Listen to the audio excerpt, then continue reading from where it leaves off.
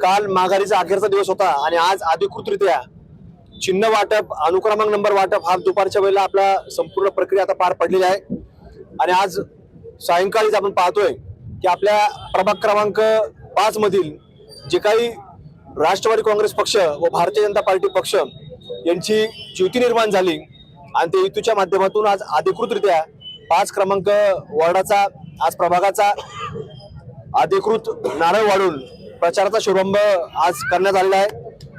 निश्चित रूपाने आपण जर पाहिलं तर ह्या निवडणुकीच्या सुरुवातीलाच पहिल्या टप्प्यामध्ये ज्यावेळेला पहिला दिवस होता अर्ज माघारी घेण्याचा, तर त्या दिवशी जवळपास राष्ट्रवादी काँग्रेस पक्षाकडून 2 उमेदवार हे बिनविरोध निवडून झाले आणि जेव्हा दुसरा दिवस होता माघारीचा त्याच्यामध्ये देखील आपण जर पाहिलं तर भारतीय जनता पार्टीचे जवळपास 3 अधिकृत उमेदवार हे बिनविरोध झाले। जवळपास या निवडणुकीमध्ये जी राष्ट्रवादी काँग्रेस पक्ष व भारतीय जनता पार्टीची जी काही युती निर्माण झाली त्याच्यातनं पहिल्याच टप्प्यामध्ये 5 उमेदवार हे बिनविरोध झाले। त्यामुळे निश्चित रूपाने आपण जर पाहतो या निवडणुकीमध्ये मग या दोन्ही पक्षाचे पदाधिकारी असतील, त्या उमेदवारांचे समर्थक असतील आणि त्या प्रभागातील नागरिक असतील, या सर्वांनी एकमुखाने निर्णय घेतला आणि हे 5 उमेदवारांना संधी त्यांच्या कृपा आशीर्वादाने जनतेच्या आशीर्वादाने मिळालेली आहे। त्यामुळे जो काही विकासाचा गाडा मागच्या काळामध्ये सुरू झालेला आहे त्याला अलीकडच्या काळामध्ये वेग आला